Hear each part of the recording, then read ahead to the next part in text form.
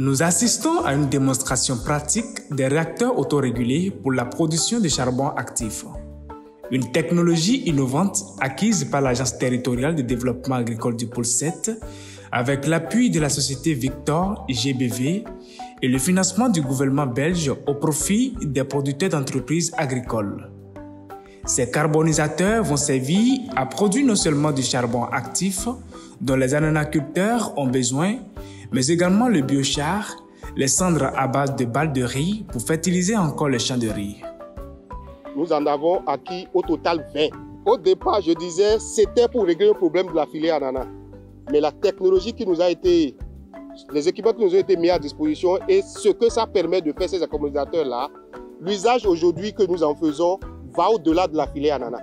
Parce qu'on peut l'utiliser non seulement pour faire le charbon actif dont les ananaculteurs ont besoin, mais également les autres acteurs d'autres filières du Bénin, tels que ceux qui sont dans la filière anacade, ceux qui sont dans la filière riz et d'autres filières également peuvent utiliser cette technologie-là pour la valorisation des sous-produits agricoles.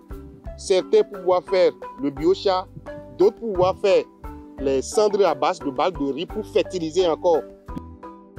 Ces 20 réacteurs autorégulés pour la production de charbon actif offrent aussi de nombreux avantages en termes de contrôle de la température et de la qualité du charbon de bois produit.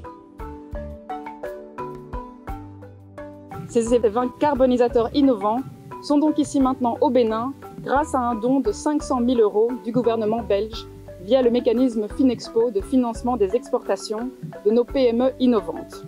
Un impact environnemental positif, de réduire les émissions nocives, d'avoir une production de charbon plus efficace, mais aussi de réduire l'impact sur les forêts et donc d'améliorer la santé aussi grâce à la réduction des émissions nocives. Il s'agit d'une solution structurelle pour démocratiser la production du charbon actif et améliorer la qualité des sols. L'enjeu de la mise aux normes des pratiques de traitement d'induction florale de l'ananas biologique, conformément au règlement de l'Union européenne, est apparu en cours de mise en œuvre du projet DEFIA et se présentait comme une barrière à l'entrée des ananas frais biologiques du Bénin sur ce marché important.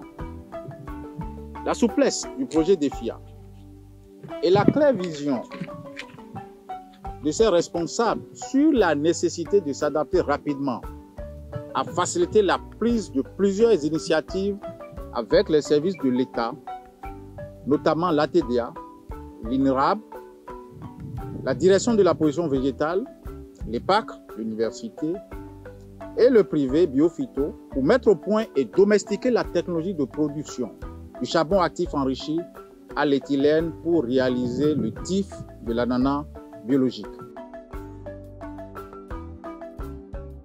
Pour ces promoteurs d'entreprises agricoles officiant dans la Takora, la Donga, le Borgou, les collines, l'Atlantique, le Mono et l'Ouémé, et bénéficier de ces réacteurs, c'est une lueur d'espoir. Ils rassurent de faire un usage judicieux des carbonisateurs qui leur ont été offerts afin de contribuer non seulement au développement économique, mais aussi à la préservation de l'environnement dans leurs communautés respectives. Et je voudrais prendre l'engagement au nom de tous les bénéficiaires de faire bon usage de cet équipement. Le fabricant a souhaité que ça ne soit pas un éléphant blanc. Il ne sera jamais ainsi parce que nous sommes déjà dans l'opérationnel, dans l'activité et ça sert déjà à la communauté rurale, surtout nos agriculteurs.